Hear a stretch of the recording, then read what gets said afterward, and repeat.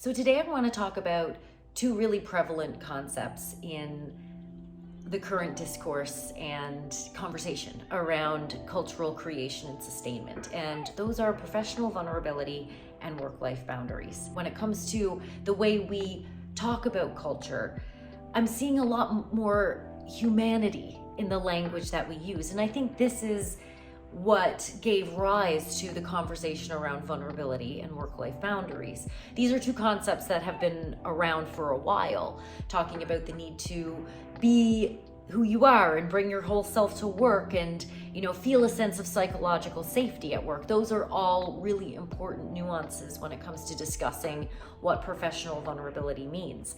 And when we look at the work-life boundaries conversation, balance, integration, all of these different terms have been used to describe what should be happening between your work and your life.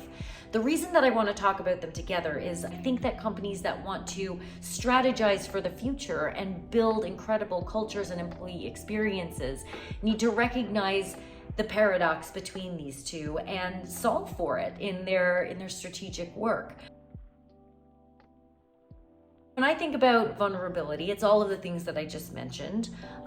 Personally, it looks a little different than it does professionally, but right now what we're seeing is an outcry of strategic entities and consultancies and advisors within the industry imploring leadership to become more vulnerable.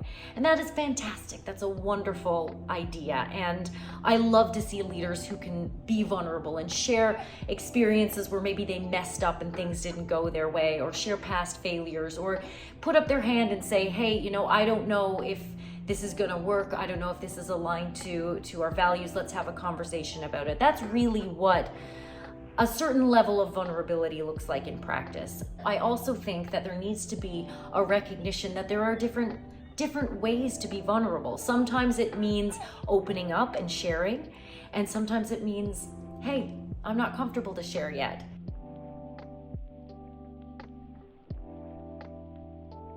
And that's really where the boundary discussion comes in. And when I said earlier, I think it's a little bit of a paradox. It's because on the one hand, we have all of this, insight coming forward from, critical players and critical thought leaders around how vulnerability is the way of the future. And we are really going all in on the idea that leaders should be vulnerable and they should cascade that. They should do it so employees will feel safe to be vulnerable. But then on the other side of the coin, we have a equally strong discussion emerging around work-life boundaries and what that means. With a huge percentage of the population now on a remote work model or a hybrid model, it's more important than ever. When you need time for yourself and when it's time for you to engage in work. And it's less of something that you achieve and more of something that you invest in on an ongoing basis.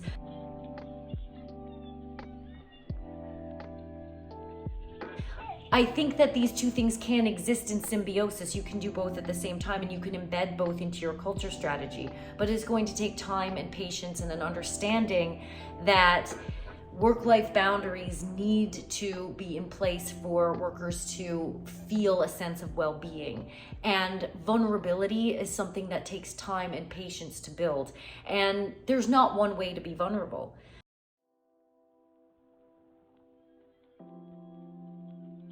One of my favorite authors, Brene Brown, recently had a conversation on the TED platform with this incredible organizational psychologist called Adam Grant, and she summed it up very well, as she usually does. I think the quote was, "There can be no vulnerability without boundaries." And that's really profound, because what it essentially is saying is that people need to feel secure and respected and safe in order to open up in the ways that, are required for true vulnerability. Great culture, I believe, will happen when we can find the intersection of empowering strong work-life boundaries while encouraging people to be vulnerable in the way that they want. Maybe that doesn't look the same for everybody, but this is where the personalization in the employee experience is going to be just so critical as we build culture strategies looking ahead to the post-pandemic world and beyond. I just think that if we can capture this and we can bottle the nuance of, what that looks like to be a vulnerable worker who has strong boundaries. I really think that organizations that are able to do that are going to lead in this space. My name's Chelsea. I'm the founder of Drift Employer Brand and Culture Consulting. I create culture strategies for companies who love their people, and I give advice to people who are seeking real career fulfillment. So if you liked what you saw, if you're interested in this content, please subscribe, follow my socials, and hey, reach out. I love talking about this stuff. Thanks for watching.